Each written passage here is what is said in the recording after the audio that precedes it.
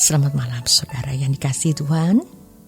Malam ini Anda belum tidur, Anda masih berkumpul bersama keluarga.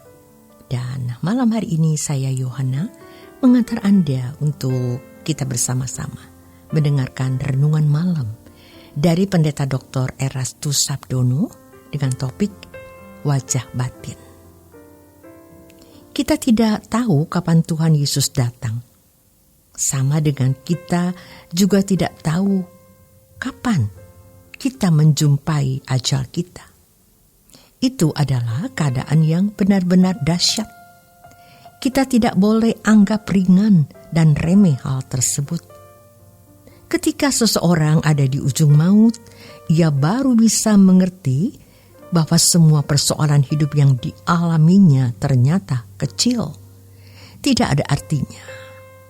Apalagi kalau sudah ada di hadapan pengadilan Tuhan. Orang yang mampu mengerti atau menghayati hal ini adalah orang yang sungguh-sungguh telah memperkarakan kekekalannya. Ditambah lagi dengan pengalaman hidup di mana seseorang berkali-kali melihat orang ada di ujung maut, atau dirinya sendiri ada di ujung maut, baru dia bisa mengerti bahwa ketika seseorang di ujung maut mendekati ajal, itu adalah situasi atau suasana yang sangat dahsyat dan mencekam. Lebih-lebih lagi kalau kemudian ada di hadapan tahta pengadilan Allah. Bahwa ternyata segala yang dilakukan selama hidup di dunia ini diperhitungkan. Tetapi bersyukur bagi orang yang sudah jauh-jauh hari panik dan mempersiapkan diri menghadapi kenyataan itu, menghadapi keadaan yang sulit dengan berusaha untuk benar-benar hidup tidak bercacat, tidak bercela. Kata suci, kata kudus bukan menjadi sesuatu yang asing baginya, bukan pula sesuatu yang jauh yang dipandang terlalu sakral sampai tidak tersentuh. Kata suci, kata kudus menjadi sesuatu yang sudah menyatu di dalam hidupnya. Memang sangat sakral, tapi tidak jauh. Itulah hidup hari-harinya. Ditambah lagi dengan keterlepasannya dari ikatan-ikatan dunia atau kesenangan-kesenangan dunia membuat seseorang ketika ada di dalam kondisi sangat mencekam itu, dia tidak merasa sebagai situasi yang mencekam.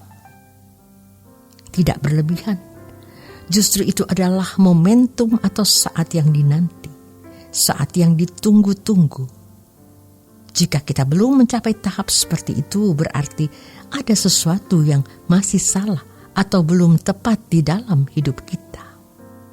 Ketika kita ada di pembaringan terakhir, seharusnya itulah saat yang kita tunggu-tunggu. Karena pada saat itu Tuhan pasti akan mengutus malaikatnya menjemput kita. Dan ketika kita ada di hadapan pengadilan Allah, itu juga merupakan saat yang kita tunggu.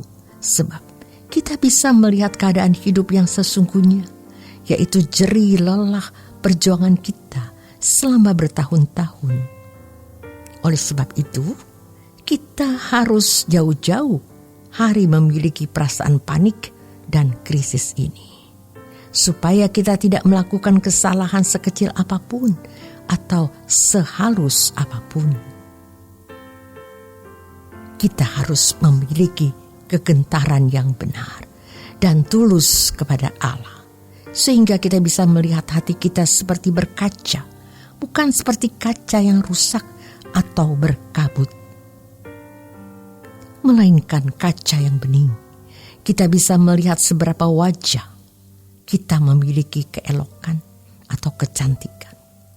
Kalau kita berusaha hidup sebersih-bersihnya, sesuci-sucinya, maka kita akan bisa melihat wajah batin kita jernih dan bersih. Dan ini harus terus diimbangi dengan perasaan takut akan Allah. Kalau melakukan kesalahan, kita akan sangat menyesal, seakan-akan bisa merasakan luka dan sakit hatinya Tuhan. Coba kita jujur terhadap diri sendiri. Apakah ada sesuatu di dalam hidup yang kita rasa bisa membahagiakan atau menyenangkan kita? Yang benar adalah bahwa hanya Tuhan yang menjadi kebahagiaan kita. Dan kalau Tuhan menjadi satu-satunya kebahagiaan kita, maka Tuhan akan membukakan mata pengertian kita untuk lebih mengerti apa yang bisa membahagiakan Dia. Kalau kita semakin mengerti apa yang kita bisa membahagiakan hati Tuhan, kita akan diajar untuk berpikir seperti Dia berpikir. Tidak ada yang kita pikirkan yang bukan Allah pikirkan. Tidak ada proyek-proyek di dalam hidup kita selain pekerjaan Tuhan yang kita harus tunaikan. Tentu kita harus bekerja, mengurus rumah tangga, dan menunaikan tugas semua tanggung jawab kita. Semua itu adalah tanggung jawab hidup kita. Tetapi itu pun semua kita lakukan dalam rangka kita menyenangkan Tuhan. Dan bagaimana kita menjalani hidup ini dengan segala kesibukannya dan menjadikan semua kesibukan itu kesukaan hati Tuhan. Tentu kita tidak bisa menyukakan hati Tuhan di dalam kamar, berlutut berdoa sepanjang hari, atau di dalam gua meditasi atau semedi atau bertapa. Kita harus ada di dalam kesibukan hidup, studi, karir, mencari nafkah, berkeluarga, dan menunaikan semua tanggung jawab hidup sebagai anak, orang tua, pasangan hidup, dan lain sebagainya. Dan semuanya itu kita mengerjakan untuk Tuhan. Kita baru mengerti yang dikatakan oleh Paulus di 1 Korintus 10 ayat 31. Baik kau makan atau minum atau melakukan sesuatu yang lain, lakukanlah semua untuk kemuliaan Allah. Barulah itu pemenuhan prinsip. Filipi 1 ayat yang ke-21. Bagiku hidup adalah Kristus dan mati adalah keuntungan. Dengan demikian hidup kita menjadi sangat indah. Kita akan memikir apa yang Allah pikirkan. Kita harus punya tekad yang kuat untuk hal ini. Tentu ini lewat proses panjang, tapi jangan sampai terlambat.